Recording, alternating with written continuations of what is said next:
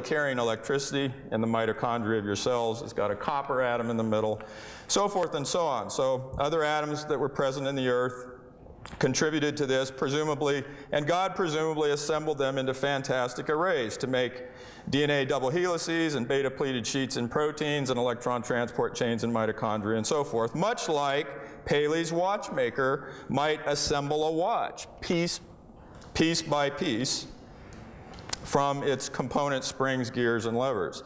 It would be an awesome sight to behold. It would have been a tremendous thing to see that happen in Genesis 2.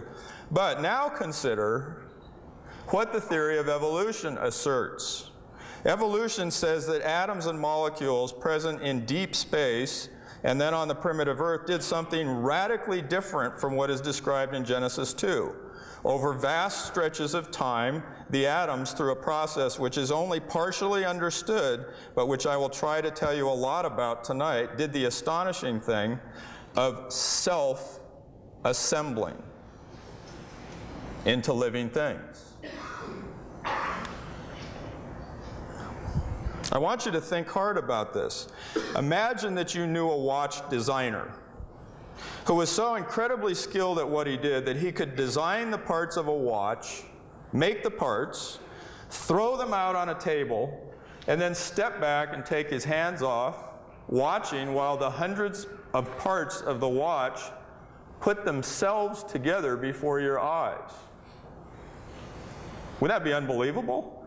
Or imagine that one day you're conversing with a friend who works at the Skunk Works, where the world's most advanced aircraft have been designed and produced. And he says to you, guess what? We just made a new type of aircraft the world has never seen before, and it's just been declassified, and I can tell you about it. You say, what is it, a new generation of stealth aircraft? And he says, yes, but that's not what is truly new about it. You say, well, what is so new about it? And he says, it's an aircraft that self-assembles from component parts.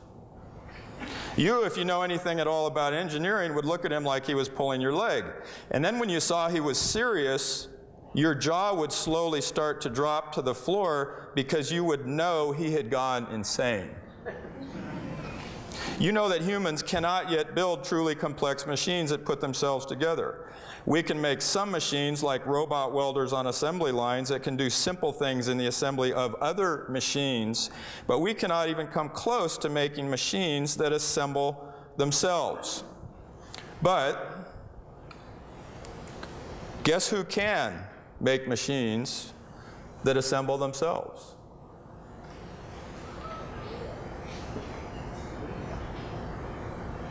Now do you see why evolutionists get so excited about evolution? Think about this a little more from an engineering point of view again. In normal engineering, where does the step back and hands off point come in the process?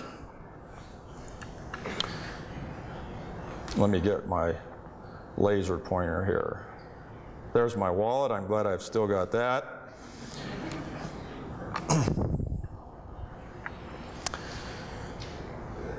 Okay, where does the step back and hands off point come in the process? The engineers have to have their minds and their hands intimately involved in the conceptual phase, the design phase, and the assembly phase.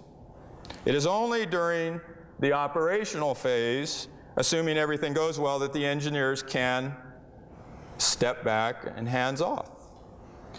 What evolutionary theory allows us to entertain as theists is the idea that Almighty God is creating life on earth, has done something that will set your mind reeling and staggering, something as high above our own engineering abilities as the heavens are high above the earth, something beyond all that we could ask or think.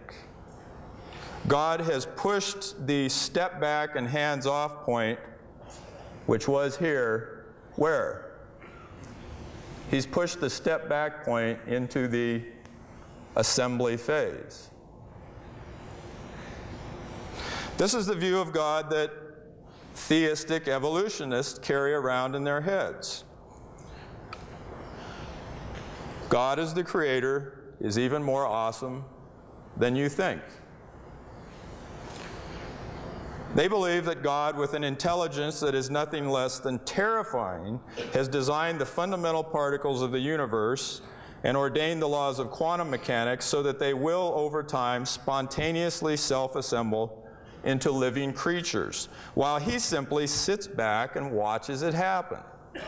And then, after 12 billion years of cosmic evolution, when the first humans on the African savanna look up at the night sky and stare at the God, which their explosively large cerebral cortex can now sense is there, in an attitude of awe and primitive worship, and God stares right back.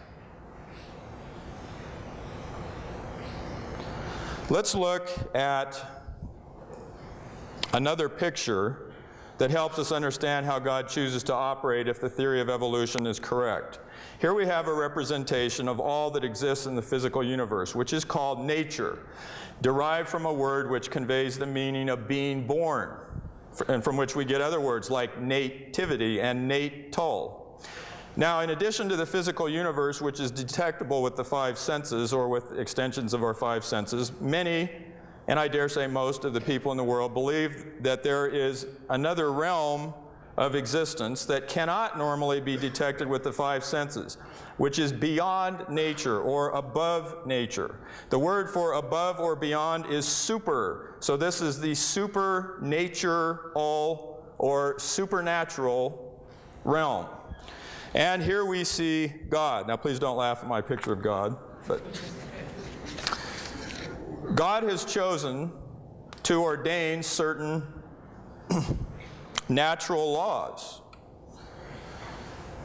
which govern the behavior of matter and energy in the physical universe. God seems to really enjoy using natural law, since virtually everything obeys God's natural laws virtually all the time. The only time things deviate from natural laws when God is doing the odd miracle here and there, like parting the Red Sea, or changing water to wine, or raising himself from the dead.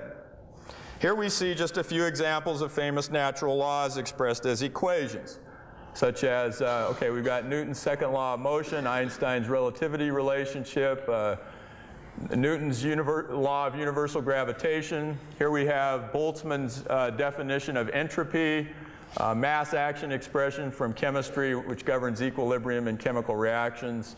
This one, partial derivative here is Le Chatelier's principle from chemistry. And then at the bottom, ds is greater than 0 is the second law of thermodynamics. Now, we could write dozens of major natural laws that have been discovered so far by humans in various fields of the physical and biological sciences.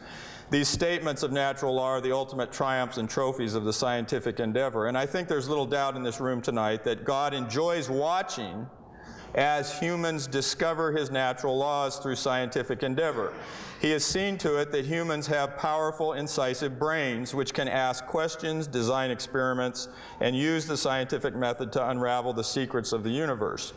Every time humans discover a new law or a new principle or a new galaxy or a new fundamental particle, I suspect God is extraordinarily delighted.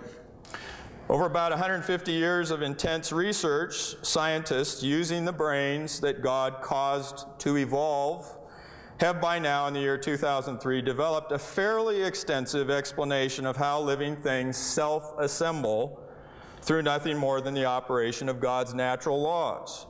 I'm going to say that again. We now understand, not completely, but pretty well, how living organisms arise through a self-assembly process which is